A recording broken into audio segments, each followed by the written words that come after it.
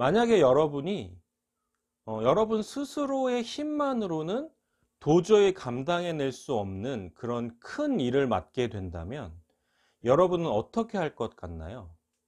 뭐 예를 들어보면 어느 날 아침에 눈을 떠보니까 여러분이 우리나라의 대통령이 돼 있는 거죠. 그래서 난생 처음 보는 사람들이 여러분에게 와서 어떤 국가의 중차대한 문제들, 뭐 이를테면 정치적인 또 경제적인 사회적인 문화적인 또는 외교적인 그런 아주 중요한 문제들에 대해서 의견을 요구하고 결정을 요구한다면 여러분은 어떻게 할 것 같나요?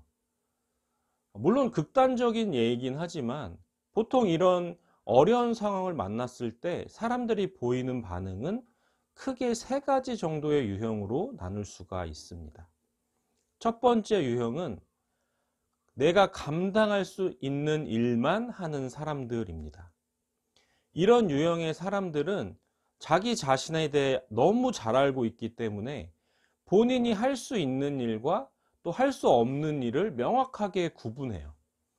그래서 할 수 없다고 판단되는 일은 시도조차 하지 않습니다. 두 번째 유형은 도전 정신이 아주 강한 사람들이에요. 이 두 번째 유형의 사람들도 첫 번째 유형처럼 자신에 대해서 잘 알아서 할 수 있는 일과 없는 일을 일단 구분은 해요. 구분은 하지만 다른 점이 있다면 그들은 할 수 없는 일이라고 판단이 돼도 강한 도전 정신으로 일단 시도는 해본다는 점이 첫 번째 유형과의 차이입니다. 마지막 세 번째 유형은 무조건 시도하는 사람들입니다. 이 사람들은 첫 번째와 두 번째 유형과는 달리 자기의 능력, 그 능력에 대한 정확한 분석과 평가가 없어요.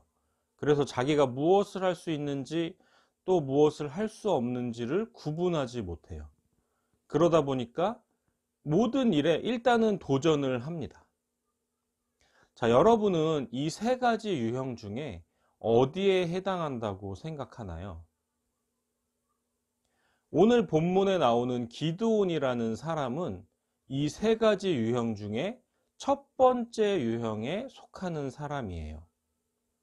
자신이 어떤 사람인지 또 어느 정도의 능력을 가진 사람인지를 잘 알기 때문에 도저히 감당할 수 없는 일이 주어졌을 때 그 일을 시도조차 하지 않으려고 합니다.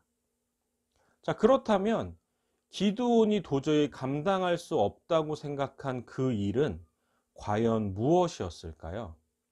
사사기 6장 14절입니다. 여호와께서 그를 향하여 이르시되 너는 가서 이 너의 힘으로 이스라엘을 미디안의 손에서 구원하라. 내가 너를 보낸 것이 아니냐 하시니라. 아멘. 하나님께서는 기드온에게 지금 이스라엘 백성들을 핍박하고 있는 저 미디안 사람들을 물리치고 이스라엘을 구원하라고 말씀하셨어요. 자, 하나님의 말씀에 대해서 기드온이 어떤 반응을 보였을까요? 15절을 보겠습니다. 그러나 기드온이 그에게 대답하되 오 주여 내가 무엇으로 이스라엘을 구원하리이까? 보소서 나의 집은 므낫세 중에 극히 약하고 나는 내 아버지 집에서 가장 작은 자니이다 하니. 이렇게 기드온은 결코 자신이 감당할 수 없는 일이라고 하나님께 대답합니다. 왜냐하면 기드온은 자신을 약하고 작은 자라고 생각했기 때문이에요. 그의 말대로 기드온은 이스라엘 중에서 가장 작고 미약한 므낫세라는 지파에 속한 사람이었고 그의 집안도 약하고 힘이 없었어요. 또한 기드온에게는 자신에게 주어진 상황에 대해 불평하고 하나님을 원망하는 마음이 있었어요. 13절입니다.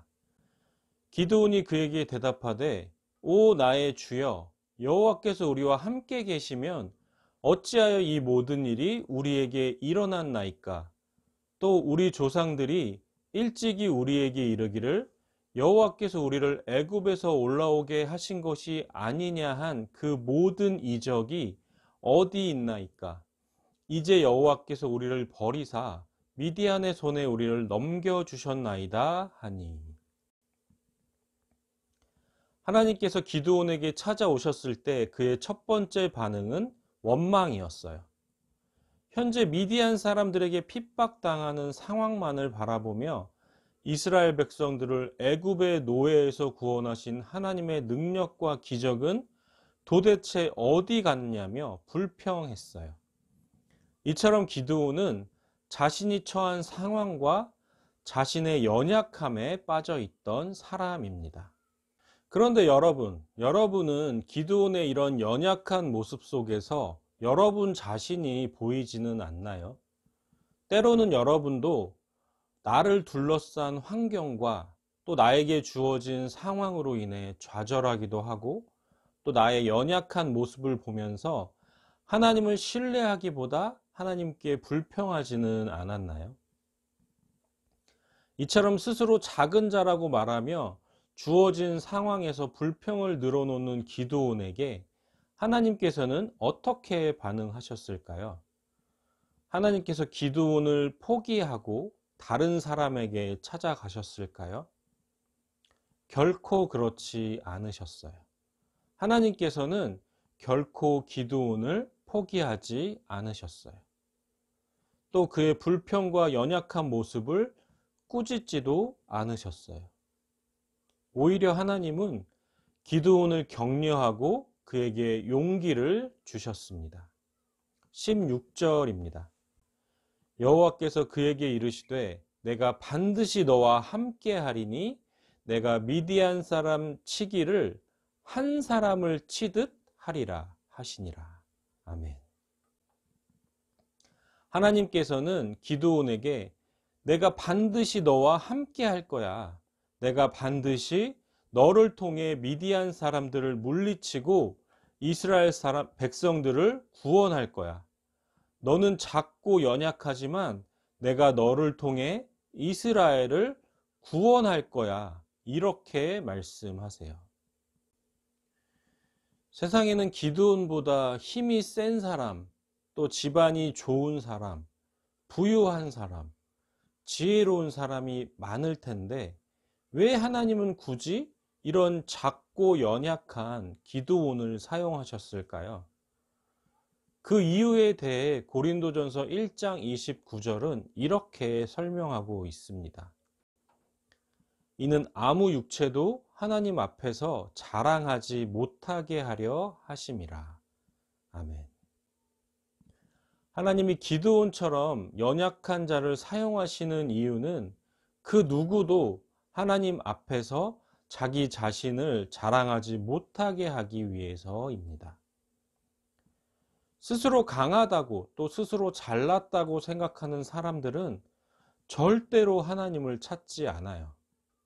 그러나 비록 기드온처럼 스스로를 작고 약한 사람이라고 생각할지라도 그 사람이 자기의 약함을 통해 하나님을 붙잡는다면 하나님께서는 그를 사용하셔서 하나님의 놀라운 일을 이루십니다.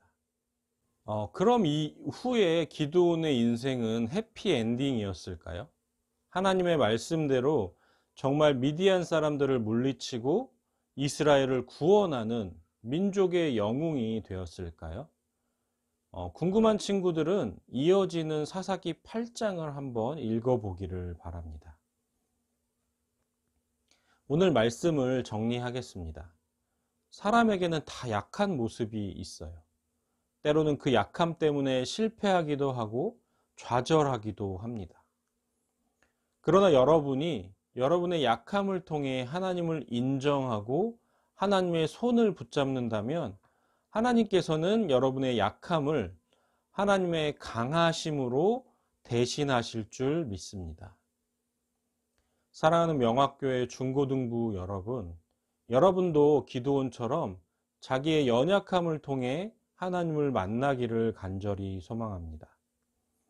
그리고 나의 연약함을 강함으로 바꾸시는 하나님을 경험할 수 있기를 간절히 소망합니다.